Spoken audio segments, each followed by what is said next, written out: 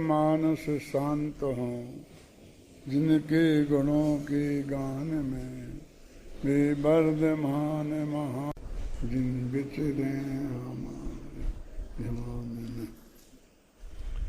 समय सार परमागम की 47 शक्तियों की चर्चा चल रही है, जिसमें अपन ने कल तक 32 शक्तियों तक की चर्चा कर ली है।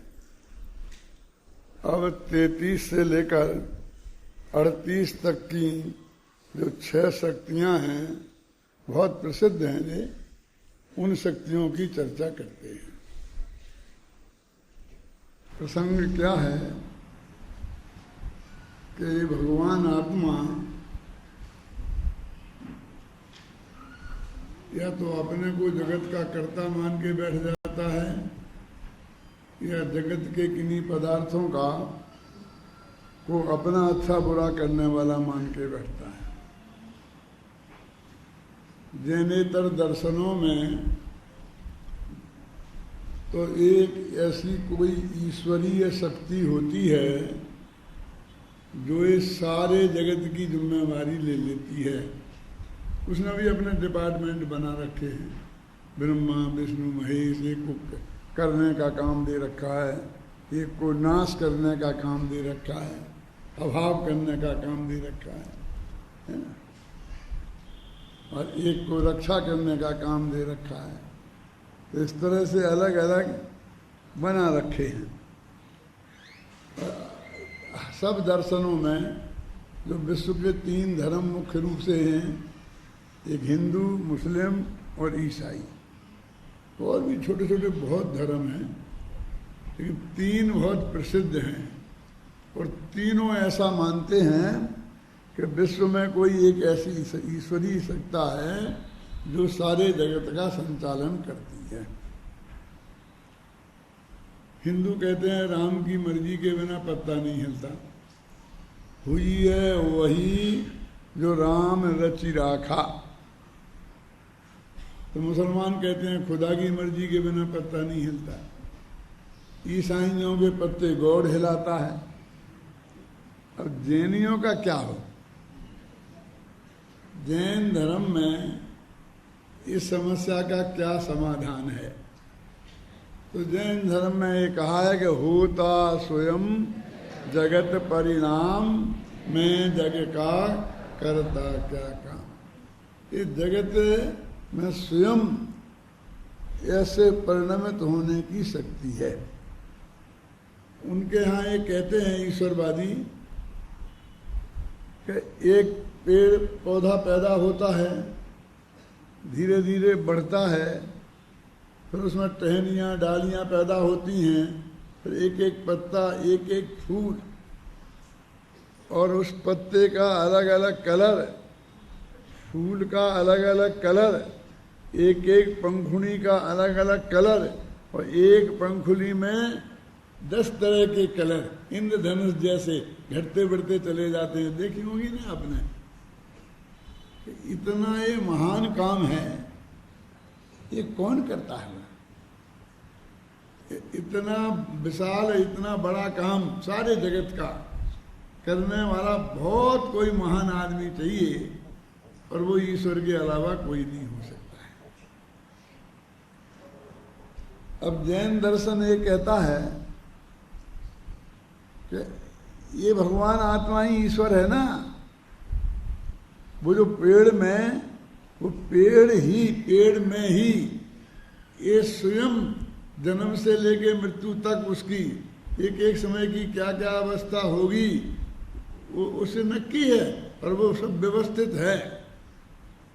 कोई भी वैद्य डॉक्टर जो उसका विशेषज्ञ होता है, वो बता सकता है कि जब 5 साल का होगा ये पेड़, तो इसमें फिर फूल आ जाएंगे, फल आ जाएंगे। 5 साल तक नहीं आएंगे, और इतना दिनों तक आते रहेंगे, और वो धीरे धीरे फला महीने में आएंगे, फिर धीरे धीरे फिर झड़ने लगेंगे, खत्म हो जाएंगे। इतनी इतनी बहुत सी बातें हम जान लेते हैं ना। तो ये सब कौन करेगा? करेगा क्या सवाल है? ये पहले से ही नक्की है कि ऐसा होगा, तब तो उसने जानी और तब तो उसने बताई। कौन करेगा, क्या करेगा, सब नक्की है। तो ये वस्तु में ही उस तरह से परिणमित होने की शक्ति है। ख्याल में है ना? एक ही बट का इतना छोटा सा दाना हम जमीन में डालते हैं और उसका इतना बड़ा बट वृक्ष पैदा होता है और 1000 वर्ष की आयु होती है। क्यों? और उससे बहुत बड़ा बीज, मतलब सेम का ले लो, मोटा काफी बड़ा होता है ना, बड़ के बीज से तो इतना बड़ा बीज डालेंगे हैं और जल्दी से जल्दी उगके आ जाएगी, समय लग जाएंगी, खत्म हो जाएंगी, एक दफा में खत्म, दोबारा लगेंगी नहीं, वो 1000 वर्ष तक वो फल देगा। कितना फल देगा वो, कितने बीज देगा वो? क्यों? और ये ऐसा हो जाएगा। अब ये किसने किया, ये कौन करता है? एक समय में कहते उस सेम के बीज में वो सारी चीजें विद्यमान है। उन्हें पढ़ने वाला कह सकता है, जानने वाला जान सकता है कि ये इसका ऐसा पौधा होगा, इस तरह बढ़ेगा, इस तरह आएगा, ये ऐसा होगा, सब जानता है।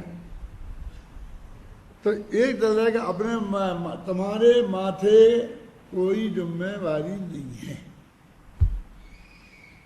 जब ये बात हम कहते हैं कि सारा जगत का सब कुछ नक्की है, प्रति समय किस द्रव्य का, किस गुण का क्या क्या कैसा परिणमन होगा, ये लाखों लाखों नहीं, अनंत काल पहले से नक्की है और केवली भगवान के ज्ञान में झलका है। उन्होंने उसे जाना है और वो सब व्यवस्थित रूप से होता है। तो लोग ऐसा कैसे हो सकता है, ऐसा कैसे हो सकता है, पर हमारे पुरुषार्थ का क्या होगा, पर हम तो कुछ कर ही नहीं सकेंगे। ये बहुत बहुत प्रश्न खड़े होते हैं। ये 6 शक्तियों के वर्णन में उनके जवाब आने वाले हैं, इसलिए मैं ये चर्चा कर रहा हूं। तब मैं उनसे ये कहता हूं कि जब ये कहा था कि राम की मर्जी के बिना कुछ पत्ता नहीं हिलेगा, तो तब भी तो ये तेरे को प्रश्न क्यों खड़ा नहीं हुआ कि हमारे पुरुषार्थ का क्या होगा? वहां भी तो खड़ा होना चाहिए था, या तो हमारे किए होना चाहिए या राम की मर्जी से होना चाहिए। मुस्लिम भाइयों से पूछता हूं, या तो अपना किए होना चाहिए या खुदा की मर्जी से होना चाहिए। ईसाइयों से पूछता हूं, या तो अपना किया होना चाहिए या गॉड की मर्जी से होना चाहिए। वहां किसी को प्रश्न खड़ा नहीं होता। जब हम कहते अपने आप उसी में ताकत है, तो ये प्रश्न खड़ा करता है। तो उसमें बड़ा आदमी है ना, वो प्रधानमंत्री ये काम करेगा तो हाँ कुछ सब चुप रहते हैं। मैं कहूँ मैं करूंगा तो कैसे करोगे तुम, मैं देख लूंगा, नहीं करने दूंगा। तो ये बड़ा नाम चाहिए ना। हाँ, अभी 3 बहुत बड़े नाम है दुनिया के। कौन कौन से? गॉड, अल्लाह, ईश्वर, राम, और नहीं ब्रह्मा विष्णु महेश, कुछ भी नाम दे लो, ये बड़े बड़े नाम हैं, इसलिए हम उसके विरुद्ध कुछ नहीं कहते हैं। और उनके मानने वाले भी बहुत हैं। तुमने ज्यादा कुछ गड़बड़ करी तो सबको ठीक कर देंगे। क्यों? इसका भी डर बहुत लगता है। और अब हम अहिंसक लोग वैसे ही मुट्ठी भर क्यों? और जब हम ये तत्व ज्ञान की बात कहते हैं तो हजारों बातें करते होंगे लोग, जो भी करते होंगे। यहाँ तो अपन को ये समझना है कि जगत की वस्तु व्यवस्था तो उन्होंने कौन करता है, कैसे करता है, इस पर विस्तार से चर्चा अपन कर चुके। ये भगवान आत्मा जानता है तो कैसे जानता है, कौन जानता है? अब उनके जानने वाला एक भगवान ही है अकेला, वो सब जानेगा और बाकी तुम सब ठीक ठाक हो। और इन्होंने कह दिया कि हर एक आदमी को वो जानने का अधिकार। देखो, भारत आजाद हुआ, 100 वर्ष पुरानी बात ले लो, 100 वर्ष पहले और आज के जमाने में फर्क क्या है? एक दृष्टि से हम विचार करें गंभीरता से तो स्पष्ट हमारे समझ में आता है कि 100 वर्ष 200 वर्ष पहले जो सुविधाएं राजाओं महाराजाओं को प्राप्त थीं, वे सुविधाएं आज इस समाज के अंतिम व्यक्ति को प्राप्त हैं। अब मैं सफाई कर्मचारी नहीं कह सकता, कोई झगड़ा खड़ा हो जाए तो। गांधी जी ने तो बहुत अच्छा नाम दिया था, है ना, हरिजन नाम दिया था ना, आज वो भी कहना मुश्किल है। मतलब समाज के अंतिम व्यक्ति को भी वो सुविधाएं उपलब्ध हैं। 100 वर्ष पहले बड़े बड़े राजाओं महाराजाओं के माथे के ऊपर पंखा झल्ला जाता था, क्यों? और आज हर आदमी के माथे में पंखा झल रहा है। पाटनी जी सबसे पहले सोनगढ़ गए थे ना, मालूम आपको? वे किशनगढ़ के मिल के मैनेजर थे, सबसे बड़े अधिकारी थे और बहुत उनके राजशाही ठाट बाट थे। जब वो गए तो उनके 6-7 आदमी साथ में गए थे, रसोईया अलग, नौकर चाकर अलग, और 6 दिन में सोनगढ़ पहुंचे थे। और उनके उसमें लिखा था पटनी, नमीचंद पटनी। और वहाँ जो भावनगर स्टेट का जो प्राइम मिनिस्टर था वो भी पटनी था कोई। तो जहां पहुंचे कि पटनी साहब आ रहे हैं, पटनी साहब आ रहे हैं, हर स्टेशन पे उनका स्वागत हुआ। और 6 दिन कैसे लग गए कि पाटनी जी टाइम टेबल, ये तो समय सार और समय सारणी 2 का ही अध्ययन करते थे वे जिंदगी में। क्या क्या? एक तो समय सार और एक रेलवे की समय सारणी, पूरा परिवार हो गया। तो समय सारणी देख के चलते थे, तो उसमें आता था कि एक गाड़ी यहाँ से जाएगी और मैसाना पर खत्म हो जाएगी, मैसाना से दूसरी गाड़ी मिलेगी, फिर वो जाकर कोई वहाँ का जो है वहाँ खत्म हो जाएगी, वहाँ से तीसरी गाड़ी मिलेगी। यदि 6 गाड़ी बदल करके उनको सोनगढ़ पहुँचना है। अब वो गाड़ी होती थी एक, और वो हर एक स्टेट की अलग अलग गाड़ियां कहलाती थी। तो उस स्टेज पे जाकर ये बोर्ड हटा करके वो दूसरा बोर्ड उसी गाड़ी पे लगा दिया जाता था, और 15 मिनट बाद वो गाड़ी चल देती थी। पाटनी जी उस गाड़ी से उतर जाते प्लेटफार्म पे, अब वो गाड़ी आएगी तब मैं उसमें जाऊंगा। उन्हीं की आंखों के सामने वो बोर्ड लगकर गाड़ी निकल जाती, और जब वे ज्यादा तलाशते तो मालूम पड़ता 24 घंटे बाद जाएगी। खुद पाटनी जी के साथ तो मैं बरसों रहा हूं, बहुत जुड़ के गहराई से। सब उनने मुझे एक एक बात सुनाई है। मैं कई दफे उनके साथ गया भी हूँ सोनगढ़, कि यहाँ ऐसा हुआ था, यहाँ ऐसा हुआ था। मैं तो जो बात आपको कह रहा हूँ कि जब दोपहरी में प्रवचन होने था, 3 से 4 गुरुदेव करते थे ना, तो खाना खा करके 12-1 बजे पाटनी जी वहाँ सो रहे थे, और 2 नौकर जो वहाँ ले गए थे वो 2 उन्हें ऐसे पंखा झल रहे थे। अब गुरुदेव घूमते घूमते वहाँ निकल गए। वो आया है ना कोई बड़ा सेठ, दिगंबर जैन समाज का कोई बड़ा सेठ आया है। एक तो सर सेठ हुकुमचंद जी गए थे, अभी दूसरे पाटनी जी गए थे। तो देखते देखते गए वहां, तो पाटनी जी सो रहे थे और 2 आदमी पंखा झल रहे थे। गुरुदेव देख कर और लौट आए कि जगाओ मत, जगाओ मत, जगाओ मत। और फिर प्रवचन में साल में 10-5 दफे करे कि वो आया था 2 आदमी पंखा, 2 आदमी पंखा। गुरुदेव को तो मैंने अंत तक अभी बिना पंखा के देखा। अंत में 2-4 साल पंखा लग गया होगा तो लग गया होगा, नहीं तो बस ऐसा एक कागज लिए रहते थे, और कभी थोड़ी बहुत गर्मी लगती थी तो ऐसा ऐसा कर लेते थे, और बस क्यों कितनी गर्मी में बैठे रहते थे। तो वो जो सुविधाएं करोड़पतियों को उपलब्ध थी, वो आज साधारण से साधारण आदमी को उपलब्ध हैं।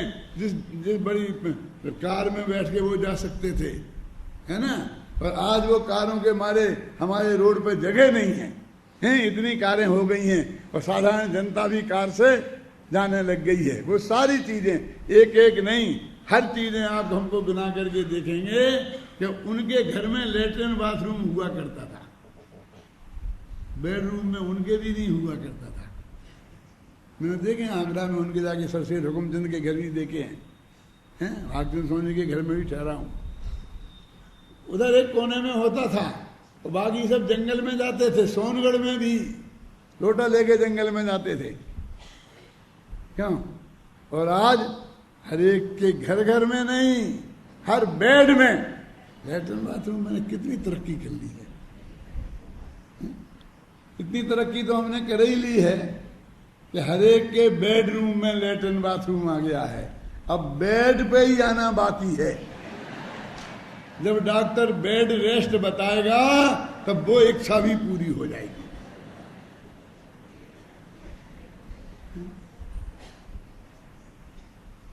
तो ये इतने कर्ता खड़े हो गए। तब तो एक ही राम करता था कि एक खुदा तीन करता थे, बस कदम सारी दुनिया तीन कर्ता में बटी थी, राम गॉड और ईश्वर। ये क्या नाम अल्लाह। अब ये घर घर में कर्ता बन के बैठ गए हैं। तो वो जब उनसे कहोगे नहीं तुमने कुछ नहीं किया, तुम कुछ नहीं करते हो, तो फिर कौन कर जाएगा, कौन कर जाएगा। तो ये 6 शक्तियां ये बताती हैं कि कौन कर जाएगा। देखो पढ़ते हैं थोड़ा इसको।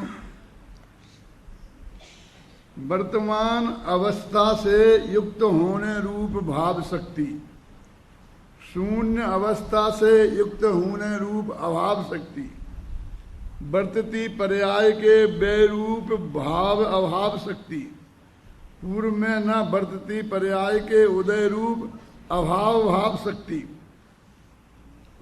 होने योग पर्याय के होने रूप भाव भाव शक्ति, और नहीं होने योग पर्याय के नहीं होने योग्य अभाव अभाव शक्ति। ये 6 शक्तियां हैं। भाई ऊपर संस्कृत में भी लिखी हैं ये हिंदी मैंने नीचे की हिंदी पढ़ी है, ऊपर संस्कृत में भी लिखी कि ये 6 शक्तियां प्रत्येक भगवान आत्मा में हैं। भगवान आत्मा में ही नहीं है बल्कि 6 ही द्रव्यों में है। जब मैं क्रमबद्ध पर्याय की किताब लिख रहा था ज्ञानचंद जी, तो मैंने ये कोटेशन वहां से प्रवचनसार के 99वीं गाथा से उसमें अपने क्रमबद्ध पर्याय में दिया, और ये भाव अभाव शक्तियों वाला प्रकरण भी दिया वहां। ये 6 शक्तियां भी दी क्रमबद्ध पर्याय की सिद्धि के लिए। तो वहां 6 ही द्रव्यों पर सिद्ध की। तो खेमचंद भाई बोले कि आज तुम्हारी बस इज्जत जाने वाली है। कार्नी जी ने भी समर्थन किया, बाबू भाई ने भी समर्थन किया कि ये 6 शक्तियां तो आत्मा की हैं, क्योंकि 47 ही शक्तियां आत्मा की हैं। भगवान आत्मा की आती, और तुम ये 6 द्रव्यों पे घटित कर रहे हो, तो ये 6 द्रव्यों की नहीं हो सकती। और आप तुम जाकर के गुरुदेव के सामने पढ़ोगे तो बस आज तुम्हारी इज्जत चली जाएगी बस। और सोनगढ़ में इज्जत का फिक्र लोगों को बहुत रहती थी। इज्जत माने क्या? इज्जत तो सबको रहना चाहिए।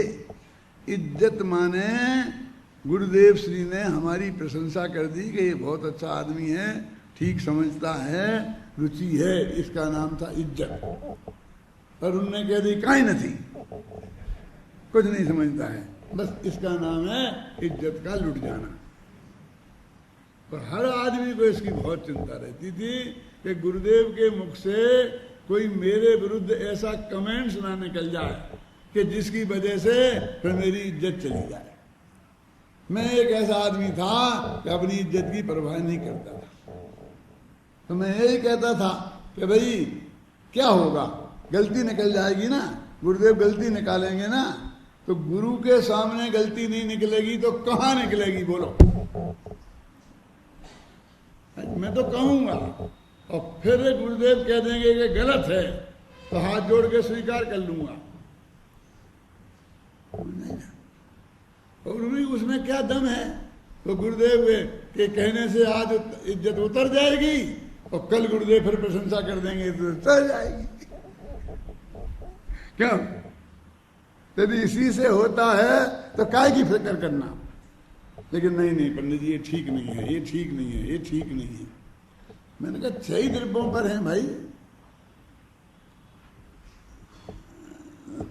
मैंने रात भर गुरुदेव की वो किताब पढ़ी, बबलू, कौन सी, जो 47 शक्तियों पर है। और उसका नाम क्या है? हिंदी में शायद आत्मसिद्धि, गुजराती में प्रसिद्धि, ऐसा कुछ है। आत्म वैभव नाम है। ऐसे नाम से वो किताब 700 पेज की थी। मैंने 700 पेज में आदमी कैसे पढ़ सकता है? कोई आदमी अब ना नहीं पढ़ सकता है। मैं अभी आपको तरकीब बताता हूँ, आप भी पढ़ सकते हैं। क्या पढ़ना है हमें? तो 6 शक्तियां पढ़नी है ना, तो वही प्रकरण निकालेंगे ना उसमें जो 6 शक्तियों वाला, तो 6 ही पढ़नी है ना 47 में। राजन जी मैंने पढ़ी वो, होंगी 100-150 पेज में। उसमें 4 लाइन ऐसी लिखी निकल आई कि ये 6 ही द्रव्यों पे लगती है। तो मैंने सुबह जाकर के पादमी जी, बाबू भाई और खेमचंद भाई के सामने रख दिया कि देखो ये गुरुदेव का प्रमाण है। अब तो नहीं जाएगी इज्जत। बोले नहीं, ये सब हरि भाई का कमाल है कि बहुत बातें अपनी तरफ से भी लिख देते हैं जो उनकी समझ में आता है। तो वो उस विवाद चल रहा था क्या का, ये सन 80, 79, 78 की बात है। नायरोबी अपन लोग गए थे ना, उसके 1 साल पहले की बात है। ऐसा नहीं हो सकता। अब मैं तो एक पढ़ूंगा गुरुदेव के सामने, और गुरुदेव जो कहेंगे कोई तो मैं कह दूंगा ये हरि भाई निपटेगा, गुरुदेव निपटेंगे। उसमें तो छपा है तो मैं तो पढ़ूंगा। मैंने पढ़ा तो गुरुदेव कुछ नहीं बोले, चुप रह गए। तो मैंने खोद के कहा कि साहब इसमें ऐसा लिखा है 6 द्रव्यों की हैं, कुछ लोग कहते 6 द्रव्यों की नहीं है। नहीं 6 द्रव्यों की है ना, क्यों? पर्याय तो हर द्रव्य की होगी ना, प्रणमन तो हर एक द्रव्य में ही होगा। तो वो आत्मा की बात थी तो आत्मा में थी, आत्मा में भी है, और ज्ञान शक्ति आत्मा में है और उनमें नहीं है। कुछ शक्तियां सामान्य गुण रूप हैं और कुछ शक्तियां विशेष गुण रूप हैं। आप देखना उन शक्तियों में, ये उस वक्त हुई बात। तो ये वो 6 शक्तियां हैं। वो क्या कह रहे हैं कि जिस समय जिस द्रव्य की, जिस गुण की जो पर्याय होनी है, जो काम होना है उसमें, पर्याय माने काम, सरलता में कार्य माने पर्याय माने कार्य होना है, वो गारंटी से होगा। ऐसी एक शक्ति भगवान आत्मा में भी है और प्रत्येक द्रव्य में भी है। अब किसी दूसरे की जरूरत ही नहीं है कि इसका ऐसा करे। अब तू जो भगवान से प्रार्थना करता है अशोक भाई कि भगवान ऐसा नहीं ऐसा कर दो, तो तू भगवान को ऐसा असंभव काम सौंपता है। कौन सा? कि जो 3 लोग और 3 काल में होने ही वाला नहीं है। भाव शक्ति का काम क्या है कि ये काम ऐसा हो, और कहते तुम्हें ऐसा मत होने दे। क्या मेरे बेटे को बुखार आ गया, अब बुखार मत आने देना, क्या अब आना होगा तो आएगा और नहीं आना होगा तो नहीं आएगा, मैं क्या करूंगा? क्या नहीं तो भगवान तेरे को करना पड़ेगा। कल मेरे को बहुत जरूरी काम है, मेरी कल का टिकट है, और यदि लड़का बीमार रहा तो मैं जा नहीं पाऊंगा, बहुत बड़ा नुकसान हो जाएगा। क्यों?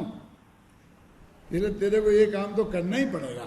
अड़ गए थे ना बाजराज मुनिराज से कि मेरी इज्जत तो आपको रखनी ही पड़ेगी, ये कोड तो मिटाना ही पड़ेगा। सबके भगत भगवानों से अड़ जाते हैं, तुम्हें एक ये तो करना ही पड़ेगा। भगवान भगत के बस में, और बेचारे भगवान दौड़े दौड़े फिरते हैं तो करते हैं। क्यों होता कि नहीं होता? बोलिए सब धर्मों में, और अपने जैन धर्म में भी भले ही यहाँ सुन लो, फिर देखो एक मिनट में भगवान को कितने कितने काम बता देते हो। तुम ये कर दो, ये कर दो, ये कर दो, एक, और तुमने ये किया, झूठा सच्चा किसी के नाम पर, भगवान के नाम पर मरते जाते हो। द्रौपदी को चीर बढ़ायो, सीता प्रति कमल रचायो, अंजन से किए अकामी, क्यों दुख मेटो अंतर्यामी। अब मेरी बार आभार करो, कैसे हो जाएगा? क्यों कहते कि नहीं कहते भगवान से? अब मैं आपसे पूछता हूं कि द्रौपदी का चीर किसने बढ़ाया था? श्री कृष्ण ने, कि तुम्हारे महावीर ने, कि शंकर भगवान ने, कि अल्लाह ने, कि खुदा ने, कि गॉड ने? किसने बढ़ाया था?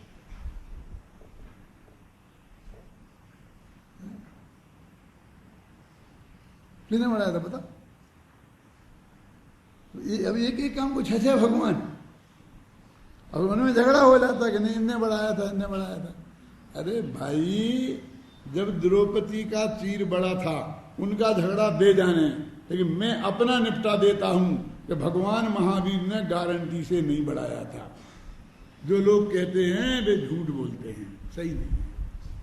उत्तम जी, खतरनाक बात है। भगवान महावीर ने नहीं बढ़ाया था। क्यों? कि द्रौपदी थी श्री कृष्ण के जमाने में, जब अपने यहाँ मुनि सुब्रतनाथ भगवान थे, और महावीर है 24वें भगवान, तब वे भगवान ही नहीं थे। कहीं स्वर्ग में डटे होंगे, कहीं और नरक में भी डटे हो सकते हैं। ये तो कई पर्यायों में गए थे ना, साथ में नरक में होके आए थे बसंत भाई। फिर कृष्ण नारायण थे, फिर क्या हुआ? वहां से मर के गए दम। वे थे नहीं महावीर की पर्याय में। महावीर नाम की पर्याय ही नहीं थी, वो तो लाखों वर्ष बाद आने वाली थी। अब हमने उन्हें इसका कोई विचार ही नहीं करता, फटाफट हम तो, हमारी भक्तियां ही ऐसी हैं सब। वे कहते थे भोले भाले ये शंकर भगवान, क्या बोलते जरा मैं तो भूल जाता हूँ। शंकर भगवान भोले भाले हैं ना, उनको भोला भाला बोलते हैं। तो फटाफट हम महावीरा भोले भाले तुमको लाखों प्रणाम। उनने कहा था हे शंकर भोले भाले तुमको लाखों प्रणाम, तुमको लाखों प्रणाम। राजेंद्र की क्या जरूरत है? अपने कर लो कि महावीरा भोले भाले तुमको लाखों प्रणाम। कितना सुना हमने महावीर जी में सब जगह एक गीत। मैं तो 3 वर्ष की उम्र से सुनता आ रहा हूं, तब के याद है मुझे। मैं आपसे एक बात पूछता हूं, छाती पे हाथ रख के बताना, भोले भाले माने क्या होता है?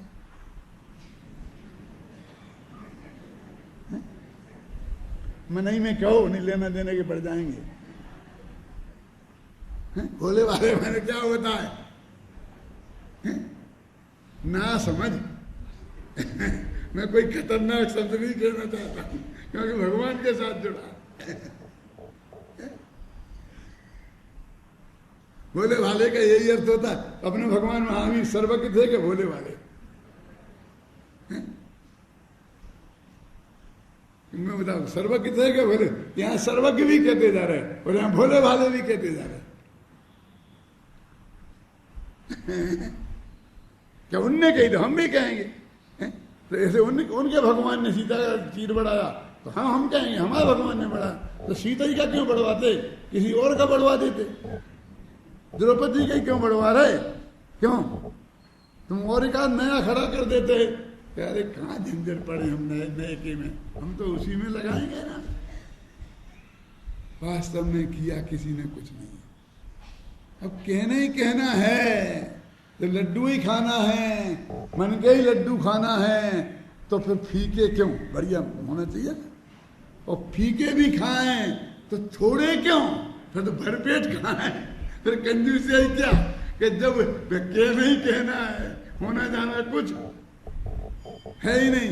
ये लाखों भगत कितने दुखी हैं, चारों तरफ हम देख रहे, और सारे भगवान बैठे हैं और कोई कुछ नहीं कर पाता है। हैं ये माताओं बहनों की इज्जत लुट रही है, ये गैंग रेप हो रहे हैं। क्यों? हैं? और भगवान भी बैठे सब, गवर्नमेंट जो कुछ है, तो इन पे तो हम कहते हैं एक्शन लो, ये चुनाव से हटा दो इनको, इन पार्टी को हटा दो। क्यों? उन्हें तो हमने सजा दे दी, लेकिन वो बड़े उनको दो ना थोड़ी बहुत सजा। किनको? जिनने पूरा ठेका ले रखा है दुनिया का। देखो ये कहते हैं ये भाव शक्ति, क्या काम है इसका भैया? भगवान आत्मा में भी है और सब द्रव्यों में है कि उसका जिस समय जो होना है वो गारंटी से होगा ही। इसका ऐसी एक शक्ति प्रत्येक द्रव्य के अंदर विद्यमान है और उस शक्ति का नाम है भाव शक्ति।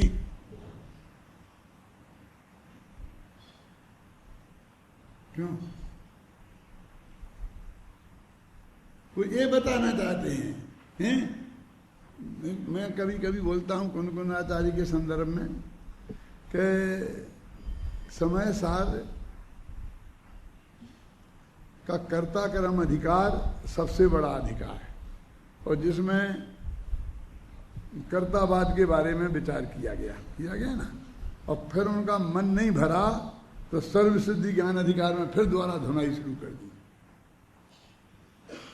इतना बड़ा लिखा और उसमें एक पंक्ति ऐसी नहीं लिखी प्रसन्न भाई कि ईश्वर जगत का कर्ता नहीं है। क्या कह रहे? निकाल के बताओ कोई गाथा कोई तो। ये सब समय सार के देता यहां बैठे। मैंने खूब पढ़ा है समय सार, तब मैं कह रहा हूं एक पंक्ति नहीं आई कि ईश्वर जगत का कर्ता नहीं। तो क्या कुंद मानते थे कि ईश्वर जगत का कर्ता है? नहीं। फिर क्यों नहीं लिखी? क्या कहूं, क्यों लिखूं? मेरे सामने जो बैठे हैं उनमें एक भी तो नहीं मानता कि ईश्वर जगत का कर्ता है। मैं किसके लिए लिखूं? सब निम्न दिगंबर मुनि राज उनके शिष्य थे, थोड़े बहुत गृहस्थ भी रहे होंगे हैं, तो कोई भी ईश्वर को जगत का कर्ता मानने वाला नहीं था। तो मैं किसके लिए लिखूंगा? नहीं है। मैं समय सार में कि एक लाइन खराब क्यों करूं? लेकिन मेरी फिर लिखा क्या होगा?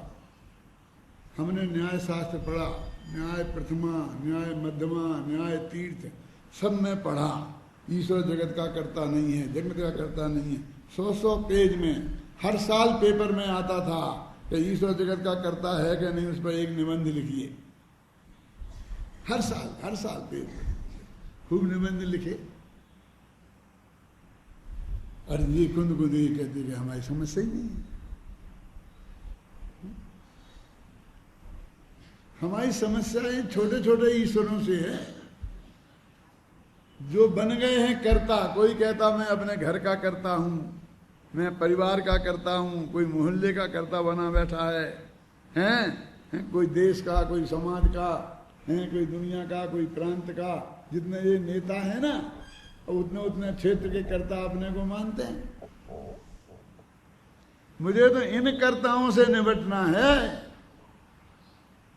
जे कहा किसी दूसरे को नहीं मानते, खुद को मानते। मैंने किया, मैंने किया, मैंने किया, मैं ऐसा करूंगा, मैं ऐसा करूंगा, मैं ऐसा करूंगा। क्यों?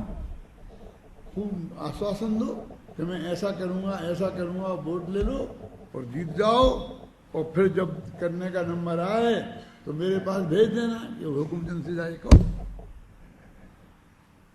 वो कहता कोई किसी का कर ही नहीं सकता। अब कर ही नहीं सकता तो मैं क्या करता? मैं कर सकता होता तो अवश्य करता। अरे कहते कि जरूरत नहीं है भाई साहब आपकी, जो होना है वो गारंटी से होगा। ऐसी शक्ति किसमें है?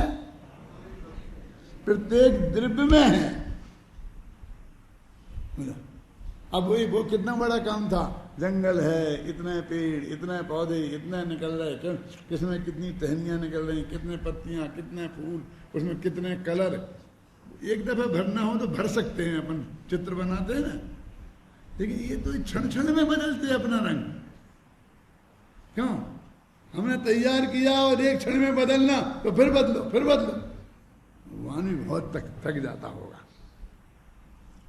सोचो आप, माने एक दफे चित्र बनाया हमने, तो जैसा भी कलर करना था हमने कर दिया।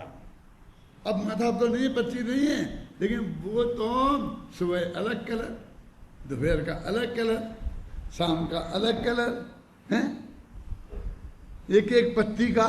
अब क्या क्या कहाँ कहाँ देखें, जहां जरा ध्यान हटा और गया काम से, वहीं काम रुक जाएगा। तो वो कहते हैं कि कितना बड़ा काम था कि भैया वो सारा द्रव्य स्वयं ही कर लेगा, उसमें ऐसी शक्ति है, तुझे कुछ नहीं करना। ऐसा सभी द्रव्य अपने अपने वर्तमान पर्याय का कर्ता हो जाएंगे, तुझे कुछ नहीं करना, 1 मिनट में सारा खेल खत्म। कितनी निश्चिंता ही होगी। विनोबा भावे आचार्य ने एक जगह लिखा बहुत मार्मिक तरीके से कि अमेरिका वगैरह में हर व्यक्ति अपना घर साफ करता है, अपना लेटरिन बाथरूम साफ करता है, घर के सामने का जो एरिया छूटा रहता है ना, घास मास होती है, उसको साफ करता है, तो उसके सामने जो सड़क का जितना एरिया है उसे साफ करता है। वो भी साफ करने की जिम्मेवारी उसकी। सारा देश साफ रहता है और गवर्नमेंट करती है वो वाला। गवर्नमेंट तो सिर्फ कूड़ा इकट्ठा करने का काम करती है।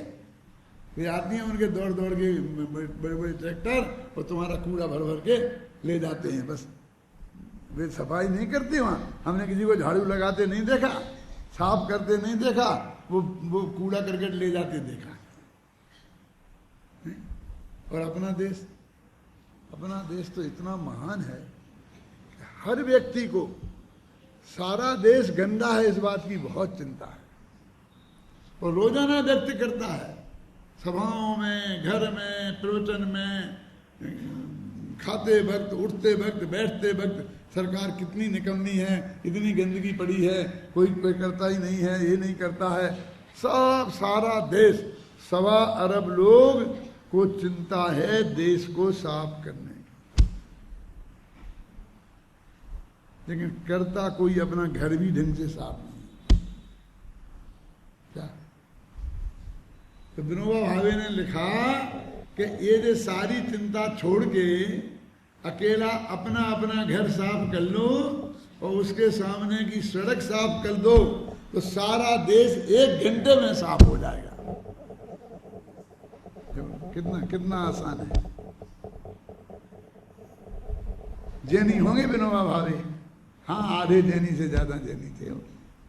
इससे आ गया ना ये जैनी पना कि प्रत्येक द्रव्य अपना काम कर लेने बढ़ गया। अब हमको करना कि कुछ नहीं है, और सबकी चिंता करना है, सबका भला करना है। अरे तुम अपना भला कर ले, अपना भला कर ले, अपना भला कर ले, सारे देश का भला हो जाएगा। जब सबका भला हो जाएगा तो सारे देश का भला होगा कि नहीं होगा? बोलो। हमें सारे देश का भला करना है, और फिर अमेरिका का भी जाके भला करेंगे हम। कुछ भी हो जाएगा, हम तो बहुत कर, हमारा तो बहुत। हमारे गुरुदेव भी 106 डिग्री बुखार में प्रवचन करते थे, हम भी करेंगे। क्यों? हमें भी भला करना, हम भी। काय को बेवकूफ बनाता है। तेरे भला करने से भला हो जाएगा जगत का। ये क्यों नहीं कहता है कि मुझको शौक चल रहा था, तो मैंने कल कहा था ना कि हम तुम्हारे लिए थोड़ी करते, तुम्हारे कहने से नहीं करते, तुम्हारा भला हो जाएगा इसलिए नहीं करते। हम दिन रात उसे सोचते हैं तो वो कहने का भाव हमें आता है तो करते। कोई किसी का कुछ नहीं करता, कोई किसी का कोई कुछ नहीं कर सकता, पैसे से नहीं कर सकता। पैसे से सोचने वाला कभी नहीं कर पाएगा ज्ञान जिंदगी ये काम। एक हम अपने अपनी रुचि से करते हैं, हमको ये अच्छा लगता है, ये भगवान की दिव्य धुनी का माल। ये हम जो धीरे धीरे मन में सोच रहे थे, जोर से सोचें, जोर से बोलें, बस इतनी सी तो बात है। इसमें करना क्या है? क्या कह रहे? कौन सी शक्ति है? भाव शक्ति। काम क्या है उसका? कि जिस भी द्रव्य का जिस समय जहां जो होना है उस द्रव्य का वह वहीं अवश्य होगा, इसका नाम है भाव शक्ति। अब कोई कहता है कि हमने ये सुना है कि एक गुण की एक समय में एक ही पर्याय होती है। कि तुमने बिल्कुल सही सुना, वो भी बहुत स्थूल कथन है, घबराना नहीं। लेकिन हम बताएं तो अब भी दो दो बता दें। ज्ञान गुण है ना, और एक गुण की, और एक समय में एक ही पर्याय होगी ना, दो हैं हमारे, बोलो क्या करना। मति ज्ञान और शुद्ध ज्ञान दोनों पर्याय हैं कि नहीं, और हमारे दोनों इस समय हैं। इसलिए बहुत अपेक्षाएं हैं, ज्यादा माथा नहीं मारना। जो मैं कह रहा हूं शांति से सुनना और समझना। क्यों है ना दो ज्ञान, और किसी के तीन भी होते हैं। किसके? बहुत बड़े आदमी के होते होंगे, अरे नारकी के होती हैं, होते ना, तीन ज्ञान होते हैं, किसी के चार होते हैं, किसी किन्हीं बेचारों के एक ही होता है, अनंत भगवान के। वो जो स्थूल कथन एक पर्याय माने, वो एक अपेक्षा अलग है, वो समझना। एक ही पर्याय होती है। अब वो पर्याय है अभी, जैसे आपने बताई कौन से कारण? भाव शक्ति के कारण। और उसी समय उसके अभाव रूप पर्याय हो जाए तो क्यों? फिर क्या होगा? कि मत घबराओ, एक अभाव शक्ति भी है कि और अनंत पर्यायें जो आगे पीछे उसी में हो सकती हैं और द्रव्यों में हो सकती हैं, उनमें से कोई भी पर्याय उस समय उस द्रव्य के उस गुण की नहीं होगी। वो गारंटी है। बोलो,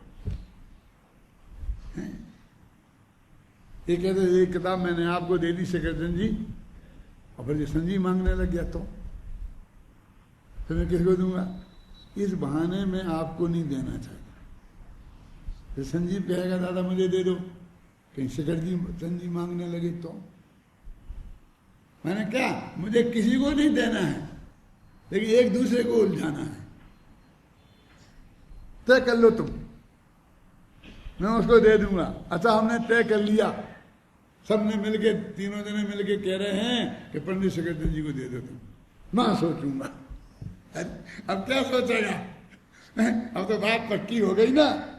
तो वो ये कहते हैं कि घबराओ नहीं, एक भाव शक्ति है कि जो काम जब होना है वो होगा, तो एक अभाव शक्ति है कि उसके अलावा कोई काम उस समय नहीं है। वस्तु के स्वरूप में ये चीज पड़ी है। और ये निरर्थक बात है। वो जो ईश्वर बैठे बेचारा कर रहा था, भगवान जो दौड़े दौड़े जाकर के कर रहे थे, है ना, वैकुंठ में आराम नहीं कर पाते हैं, भाग भाग के आते हैं। क्यों? वहां पर अब वो काम यहां अपने आप हो रहा है, कुछ होने ही वाला नहीं। समझ गया कि नहीं साहब? अब ये कुछ ये तो जब जो नई गवर्नमेंट आई है तो ये गैंग रेप तो रुकनी चाहिए। बहुत खतरनाक चीज है, बहुत बहुत ये तो रुकनी चाहिए। क्यों? अब एक मिनिस्टर के मुंह से निकल गया कि क्या बात करते हो, राम के राज में भी सीता का अपहरण हुआ था। कौन रोक सकता है? क्यों? फिर देखो सारे देश के पत्रकार उस पर भिड़ गए, उसको कर दे। अरे उसने क्या कहा? तुम्हारा इतिहास तुम्हें याद दिलाया है। क्यों? जैसे तुम सर्वशक्तिशाली ईश्वर कह रहे थे, भगवान कह रहे थे, जिसकी मर्जी के बिना पत्ता नहीं हिलता है, उसका अवतार कह रहे थे, हैं? उसके साथ रखते रखते उसकी आंखों के सामने ले भागा। क्यों? कि नहीं साहब उसने मार डाला उनको, ये की। अरे 6 महीने तक तो कुछ नहीं कर पाया। 6 महीने में तुम गवर्नमेंट की प्राण खा जाते हो। गवर्नमेंट ने भी इतनी कह देवे कि समय लगेगा, तो हम कहाँ माफ करते हैं? 3 दिन हो गए, कब करेंगे? ऐसा होगा, ऐसा होगा, ऐसा होगा, ऐसा होगा।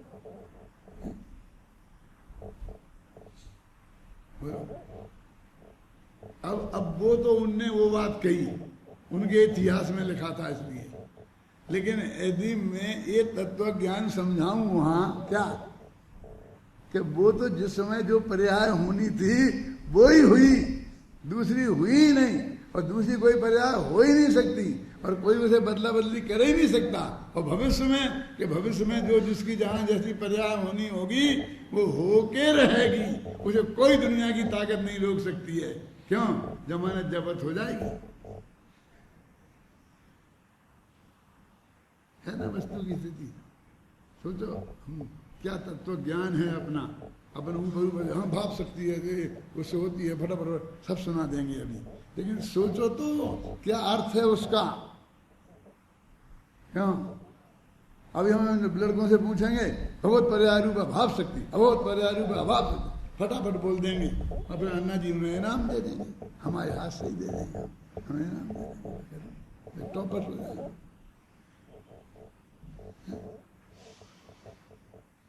तो क्या अर्थ है इसका कि जो पर्याय जिस समय होनी है वो ही होगी और दूसरी कोई नहीं होगी। ये बात नक्की है ना? कौन सी शक्ति का काम है बबलू बोलो?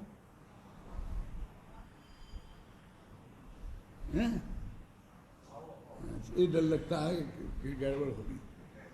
ये भाव और अभाव दोनों शक्तियों का काम है, एक का नहीं है। भाव का काम तो जो होनी है वो होगी और बाकी कोई नहीं होगी, ये अभाव शक्ति का काम है। क्या उन्हें इतने इतने हिस्से को भी हम तो एक सांस में दोनों बातें बोल जाते हैं। तुम दोनों बोल जाओगे तो दूसरी में क्या करोगे?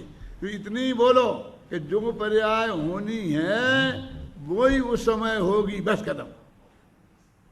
फिर अन्य कोई पर्याय नहीं होगी, वो तो अगली शक्ति के बारे में आएंगे जब बात करेंगे। असल जी यह सीधी सच्ची सी बात है, बात तो सीधी सच्ची ही है, लेकिन सोचने से गंभीरता की बात है। यानी कितना बांध के जकड़ रहे हैं, अपन को बांध के जकड़ रहे हैं। चाहे ऐसा कह दो कि बिल्कुल खुला तो दे रहे, तेरी माथे से सारी जिम्मेवारी हटा रहे हैं, तेरे को कुछ नहीं करना, पूरी तरह तेरे को निर्भर करने की बात कर रहे हैं। तो निर्भर होना कि नहीं होना बोलो? तीसरा जरा ओवर वाइज है ना, होशियार लेट आया, वो आया कि वो तो ठीक है कि जिस पर्याय को होना है वो ही होगी और बाकी कोई पर्याय नहीं होगी, पर अगले समय दूसरी पर्याय होगी, जहां अगले समय दूसरी होगी। लेकिन ये पर्याय अड़के रह गई, कहने तो नहीं जाते, जैसे मेहमान अड़ जाते हैं ना कभी कभी, तो फिर क्या करोगे?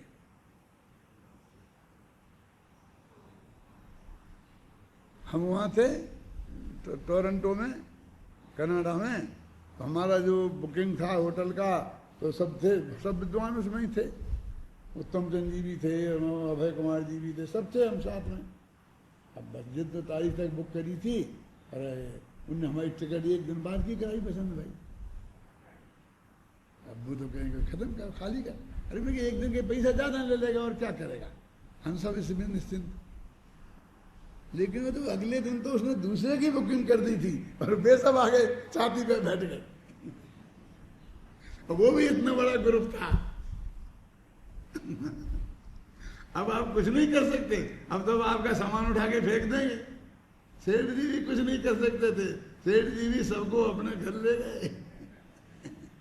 उनके पंच कल्याणक हो रहा था, इतने मेहमान थे, कितना काम था, लेकिन क्या करे, अपने घर ले गए। ऐसा हॉल में, उनका हॉल था एक बीच में, बिछा दिए उन्होंने, गद्दे डाल दिए कि सो जाओ सब विद्वान लाइन से। क्यों?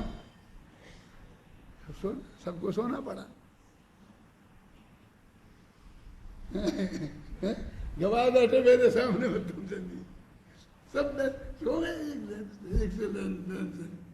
एक हॉल में,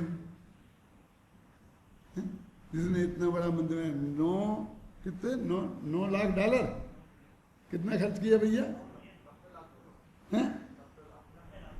90 लाख डॉलर जो भी हुआ होगा था। इतना खर्चा किया, इतना बड़ा सेट, कितने कितने मकान मालूम। उसके पास ऐसे मकान हैं कि जैसे हॉल है ये, ऐसा 6 मंजिल ऊंचाई का हॉल, और उसमें सिनेमा की वो होती है शूटिंग। तो प्लेन भी यहाँ से लेके ऐसा उड़ जाता है, उसके अंदर ही अंदर प्लेन भी वहां टंगा था। वो किराए से देता है ज्ञानचंद जी। ऐसे 1 2 नहीं 10 20 हॉल, और पूरा बाजार सीर जी का बस सब दुकान किराए से दी हुई है, पूरा बाजार जी। हमने देखा है उसमें सब। उधर उधर उसके यहाँ जाकर के ऐसे सोए। आपको भी तो सोना पड़ा होगा, वो तुम चंद जी को क्यों बार बार कह रहे हो? हमें नहीं सोना पड़ा था। क्यों? क्योंकि हमारी भगवत पर्याय में अलग बेडरूम लगती था।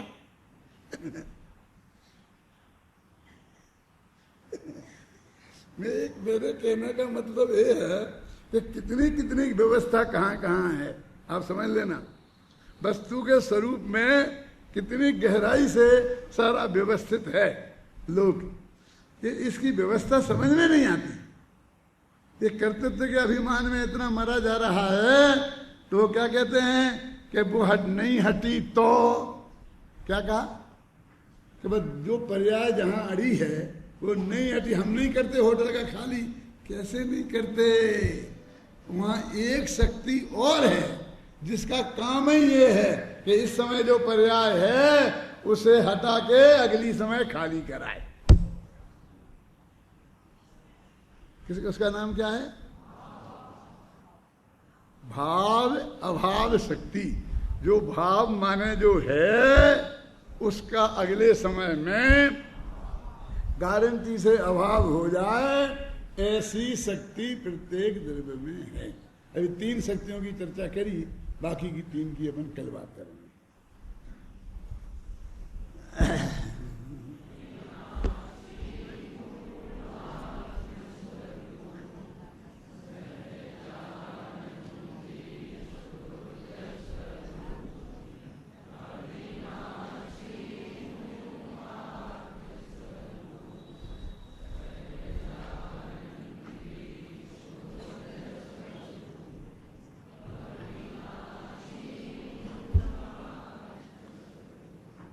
अभी आप सबने